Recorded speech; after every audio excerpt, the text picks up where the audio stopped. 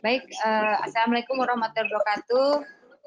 Terima kasih kepada Pak Supriantoro yang dari Indo HCF dan beserta seluruh anggota Indo HCF, juga para narasumber, moderator Prof. Agus dan Bapak Ibu sekalian. Assalamualaikum warahmatullahi wabarakatuh. Terima kasih saya sudah diundang dari Kementerian Kesehatan untuk sharing mengenai kebijakan pemanfaatan obat tradisional di era COVID.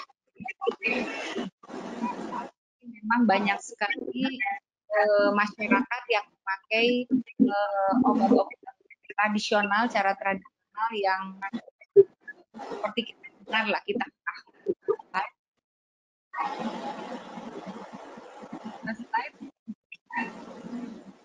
lanjut. Saya mungkin akan menyampaikan dulu kenapa nih obat tradisional itu kok diminati dipakai oleh masyarakat, karena memang kalau kita lihat Indonesia ini terdiri dari 34 provinsi, ada 514 kabupaten kota dengan jumlah penduduk yang lebih dari 270 juta sekarang ini. Dan pulau-pulau itu banyak dan sukunya juga banyak, ada 1.300. Di mana setiap provinsi, kabupaten kota, setiap suku itu menggunakan obat tradisional secara struktur daerahnya untuk menggunakan tubuhnya, negaranya. Bisa dibayangkan ternyata hampir 30.000 gitu tanaman obat yang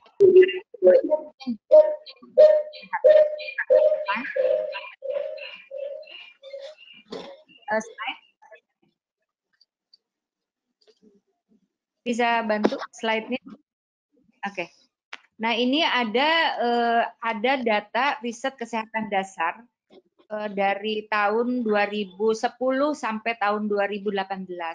Kalau kita lihat di sini bahwa setiap tahun itu 3 tahun ini, kemudian 5 tahun 2018, setengahnya jadi 55%, hampir 55% masyarakat itu menggunakan cara tradisional untuk menyehatkan tubuhnya, baik itu dengan ramuan atau cara keterampilan lain, misalnya dengan pijat, dengan hipnoterapi dan sebagainya. Tapi dari ramuan itu mereka sebagian memakai ramuan jadi dan sebagian memakai ramuan yang sudah jadi gitu, atau bikin sendiri atau sudah jadi. Slide. Kebutuhannya jadi sangat tinggi. Kemudian slide lagi. Ini saya ingin memperlihatkan karena di sini kita akan membahas bagaimana tanaman obat di Indonesia, baik itu berupa jamu ataupun yang sudah fitofarmaka itu banyak diminati atau dipakai, karena ternyata di keluarga juga yang kita kenal dengan tanaman obat keluarga berdasarkan provinsi, itu pemakaiannya cukup tinggi. Makanya sekarang ini di era COVID, orang tidak bisa pergi kemana-mana, orang membuat sendiri tanaman obat atau ramuan secara hidroponik ataupun memakai tempat-tempat kecil di sekitar rumah yang bisa dimanfaatkan sendiri. Jadi memang kenyataannya pemakaiannya sudah cukup tinggi sehingga kita mensosialisasikan kepada masyarakat, boleh loh bikin sendiri ataupun beli sudah jadi. Kemudian slide lagi. Nah, ini adalah kalau kita lihat obat tradisional itu apa, bahwa obat tradisional itu bahan atau ramuan yang berasal bisa dari tumbuhan, hewan, barahan mineral, dan sebagainya, yang memang sudah dipakai secara turun-temurun dan digunakan bisa sebagai pengobatan atau sesuai dengan norma yang ada di masyarakat. Obat tradisional ini berdasarkan keputusan BPOM itu dibagi atas 3, ada jamu, ada obat herbal terstandar, dan ada yang dinamakan fitofarmaka gitu ya. Jadi kalau jamu adalah bersifat empiris, kalau obat herbal standar sudah distandarisasi, kemudian ini sudah diuji klinik, sehingga semua ini dipercaya oleh bisa dipakai oleh tenaga kesehatan atau masyarakat, itu menjadi meningkat karena memang bahannya sangat banyak sekali. Yang penting obat tradisional itu harus aman, bermanfaat, dan bermutu. Slide. Kalau secara definisi tentu jamu adalah sediaan bahan obat alami yang keamanan khasiatnya secara turun-temurun, dan ini dibuktikan secara empiris base ya. Sedangkan OHT adalah obat herbal terstandar di mana khasiatnya secara ilmiah dengan uji praklinik, dan fitofarmaka adalah bahan alam yang dibuktikan secara klinik. Jadi yang kalau jamu adalah berdasarkan empiris base, sedangkan OHT dan fitofarmaka berdasarkan evidence base. Ini semua ada di peraturan BPOM tentang kriteria dan tata laksana bagaimana cara pendaftarannya atau registrasinya. Slide. Nah, bagaimana mengenai pemanfaatan obat tradisional di Indonesia? Kalau kita lihat bisa dimanfaatkan dari produknya itu kita ada 57 jenis tanaman dalam bentuk bisa dalam bentuk sediaan modern, di mana kita sudah ada yang namanya Permenkes nomor 6 tahun 2016 tentang formularium obat herbal asli Indonesia.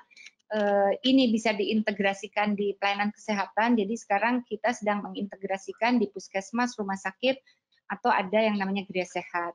Kemudian juga ada panduan bagi masyarakat, itu memakai FROTI namanya ya, panduan bagi masyarakat dalam pemanfaatan ramuan obat tradisional Indonesia.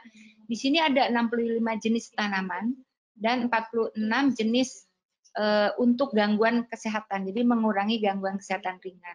Dan juga kita punya peraturannya yang kita sosialisasi kepada masyarakat bagaimana memberdayakan secara mandiri pemakaian atau pemanfaatan ramuan yang bisa dikelola oleh masyarakat sendiri. Slide. Nah, kalau kita lihat, ini berdasarkan literatur yang kami dapat dari FOHAI, FROTI, ataupun literatur lain, ternyata setiap obat itu, pemanfaatan tanaman obat itu bisa majornya itu ada gitu. Misalnya nih, sambiloto di saluran pernafasan lebih ke arah saluran pernafasan, kemudian pegagan meningkatkan aliran darah ke otak gitu supaya nggak cepat pikun gitu ya. Kemudian yang ke hati bisa kunyit atau temulawak, yang ke arah jantung bawang putih dan sebagainya, ke saluran pencernaan yang mana ada daun sendok, dan ada juga yang namanya daun ungu untuk hemoroid dan sebagainya. Jadi setiap tanaman obat itu pasti sudah ada fungsi yang majornya gitu, karena setiap obat itu zat aktifnya kan banyak sebetulnya, tetapi lebih fokus ke yang mana. Nah, itu yang perlu kita juga pahami. Slide. Nah, bagaimana prinsip kerja obat tradisional itu atau herbal?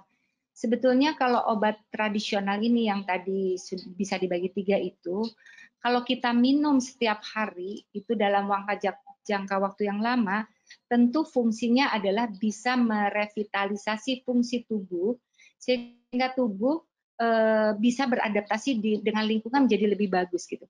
Jadi bukan sebagai obat yang kalau sakit kepala minum ramuan hilang gitu, tidak. Tapi dia bekerja dengan merevitalisasi fungsi-fungsi sel yang ada di dalam tubuh. Sehingga sel di dalam tubuh itu bisa bekerja lebih optimal. Gitu ya. Slide. Nah, bagaimana dengan pemanfaatan obat tradisional ini di era pandemi COVID?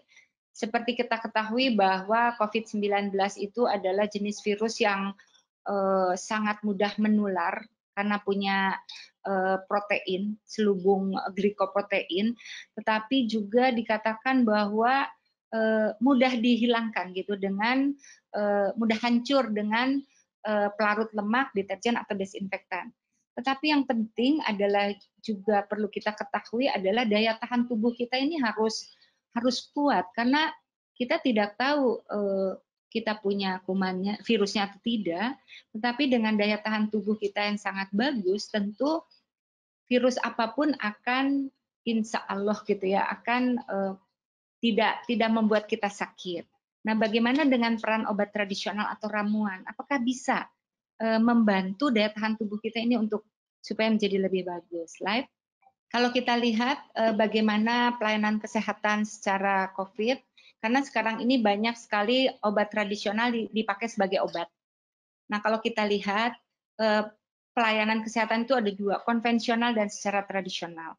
Kalau konvensional tentu untuk penanganan COVID itu bisa sebagai pencegahan, bisa kebersihan mandiri atau misalnya ada vitamin-vitamin dan sebagainya, bisa juga dengan pengobatan karena sekarang sudah ada SOP-nya, ada clinical pathway-nya, bagaimana cara mengobati COVID ini. Tetapi kalau secara tradisional kita tahu bahwa ini sangat bermanfaat kalau dipakai sebagai pencegahan.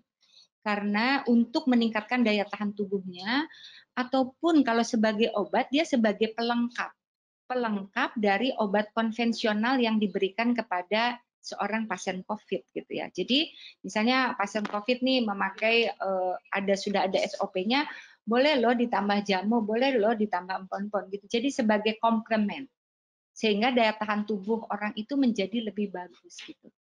Kalau kita lihat bahwa pemanfaatan obat tradisional itu ada berdasarkan empirical base dan ada evidence base. Jadi kalau secara empirik ini bisa sediaan modern dan bisa sediaan segar. Jadi kalau sediaan modern itu bisa dalam bentuk serbuk dan sebagainya, yang intinya semua sudah memiliki izin edar dari BPOM. Kalau sediaan segar itu kita bisa membuat sendiri, mengolah sendiri, mengkonsumsi dengan cara yang betul, memasak dengan cara yang betul. Kalau sediaan modern yang tadi kita sampaikan, itu bentuknya OHT atau fitofarmaka, jadi bentuknya sudah kapsul, ekstrak, atau sudah uji klinis atau uji praklinik. Jadi itu semua sudah dijual memang di pasaran. Namun yang perlu diketahui, pemanfaatan obat tradisional ini utamanya adalah untuk meningkatkan daya tahan tubuh sehingga tidak mudah sakit. Jadi belum sampai mengobati ya, karena untuk menjadi obat tentu harus ada penelitian lebih lanjut gitu. Tapi kalau sebagai meningkatkan daya tahan tubuh itu sudah penelitian sudah banyak. Jadi untuk kebugaran, slide.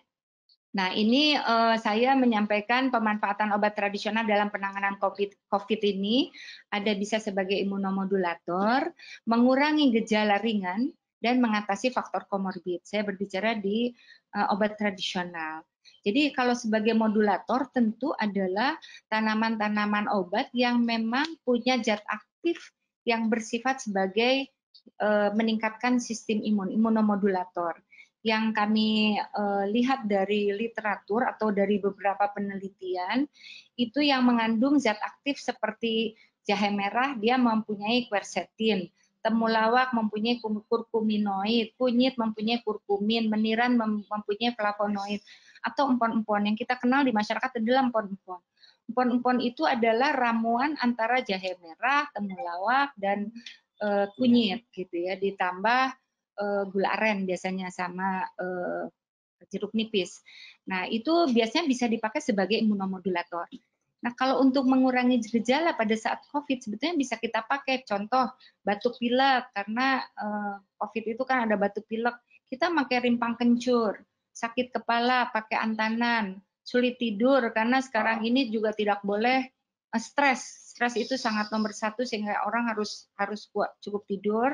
Kita bisa pakai biji pala, kalau mual muntah pakai jahe dan sebagainya. Kemudian juga tentu kita juga bisa tradisionalnya dipakai untuk mengatasi faktor komorbid, tapi sebagai komplement.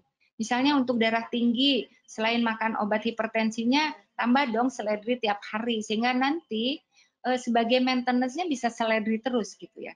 Obat hipertensinya mungkin bisa hilang, tapi tetap makan seledri, misalnya kencing manis atau diabetes dengan daun salam atau sambiloto, obesitas juga dengan daun jati Belanda atau daun cermai itu penelitiannya sudah banyak dan memberikan efek yang sangat baik. Ya. Slide.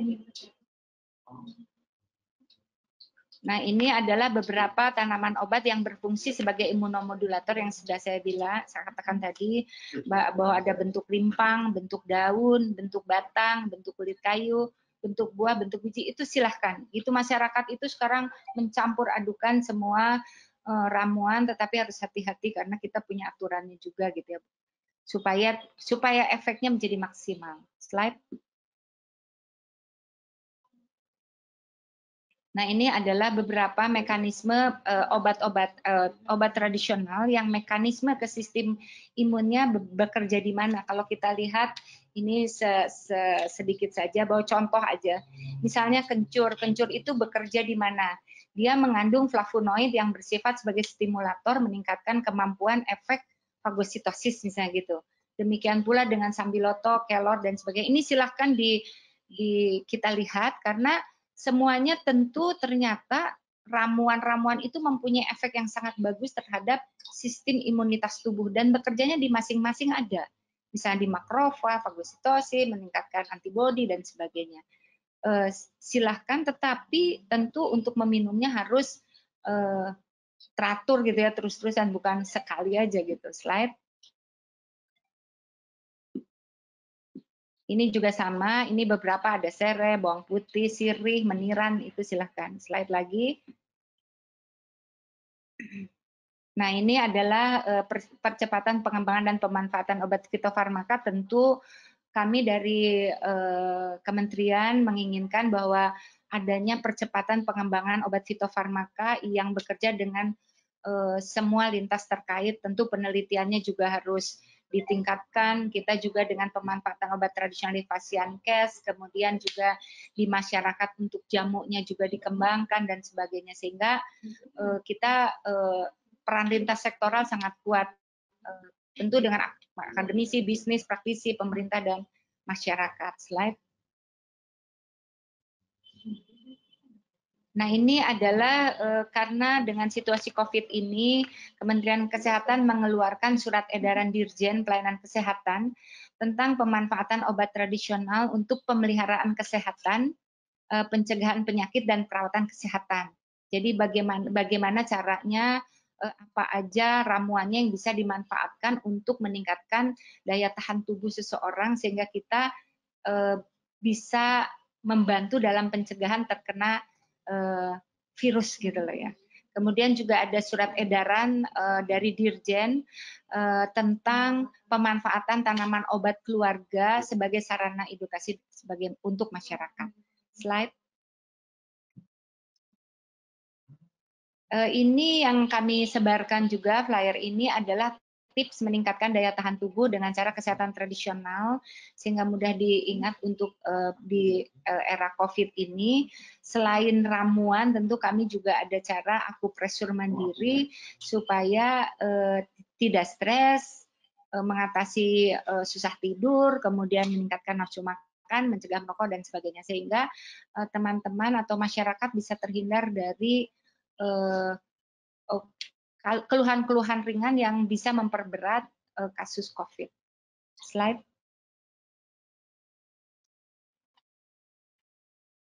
Ya, ini adalah 10 cara meningkatkan kebugaran tubuh sehingga terhindar, karena kami dari Kementerian Kesehatan tentu tetap harus mengingatkan bahwa ada PHBS ya, caranya pakai masker dan sebagainya, cuci tangan yang baik, olahraga dengan terkena sinar matahari, minum yang banyak dan sebagainya.